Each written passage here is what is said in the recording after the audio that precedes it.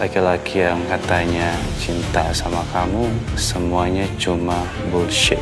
Reno menghibur Hana yang terlihat begitu murung dan sedih. Hana memeluk Reno untuk mengucapkan terima kasih karena Reno telah ada untuknya dan mau mendengarkan curahan hatinya. Dan orang itu pasti Om Baskara. Hana mulai merasa nyaman berada bersama dengan Reno, sedangkan Reno hanya menganggap Hana tidak lebih dari saudara, walaupun mereka hanya saudara sepupu tiri. Viko tidak mau melewatkan pemandangan yang ada di depan matanya untuk memanas-manasi Arina. Cinta sama kamu, semuanya cuma... Viko merekam kejadian saat Reno berpelukan dengan Hana. Viko pun mengirimkan video rekaman itu dan mengatakan bahwa Reno telah menunjukkan sifat aslinya sebagai seorang playboy. Selama ini Reno mengatakan bahwa hanya Arina yang dia cintai, tetapi ternyata Reno bermain gila dengan Hana di belakang Arina.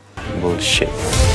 Arina menangis dan merasa cemburu melihat Reno berpelukan dengan Hana. Tetapi Arina tetap percaya bahwa cinta Reno hanyalah untuknya. Arina sama sekali tidak terpengaruh oleh ucapan Viko yang berusaha untuk memberikan citra buruk tentang Reno di mata Arina. Arina tahu betapa bencinya Viko pada Reno. Dia akan melakukan berbagai macam cara untuk bisa memisahkan Arina dan Reno.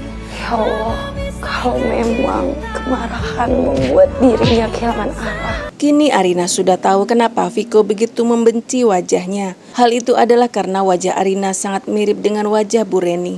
Selama ini Viko telah salah paham pada almarhumah Bu Reni. Viko selalu beranggapan kalau Bu Reni yang telah menghabisi nyawa Bu Farida, mamanya Viko. Dan hal itu adalah doktrin dari Pak Baskara sejak Viko kecil. Tolong tenangkanlah hatinya ya Allah.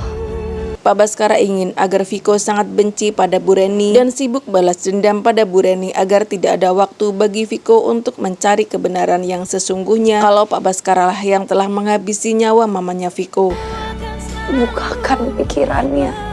Gila harta telah membuat Pak Baskara lupa dan menghalalkan segala cara untuk menyingkirkan orang-orang yang berhak atas harta yang saat ini dikuasai olehnya. Dan Viko benar-benar berada di bawah kendali papanya. Arina merasa kasihan pada Viko yang seperti tidak pernah menemukan kebahagiaan sejati dalam hidupnya.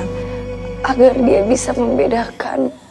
Terkadang dia begitu perhatian pada Arina, tetapi bisa saja dengan begitu tiba-tiba berubah menjadi benci dan marah-marah pada Arina. Antara mencintai seseorang. Arina tahu sebenarnya Viko adalah anak yang baik, tetapi Viko sepertinya selalu dikendalikan oleh Pak Baskara. Arina tidak bisa mengubah sikap dan sifat Viko, tetapi Arina percaya Allah mampu melakukan semua itu. Dan memaksakan seseorang untuk menjadi miliknya. Dalam doanya pun Arina meminta agar Allah melembutkan hati Viko dan menyadarkan Viko dari semua kesalahpahaman yang tertanam di hatinya selama ini. Hati Viko tersentuh ketika tanpa sengaja Viko mendengar semua doa-doa Arina untuknya.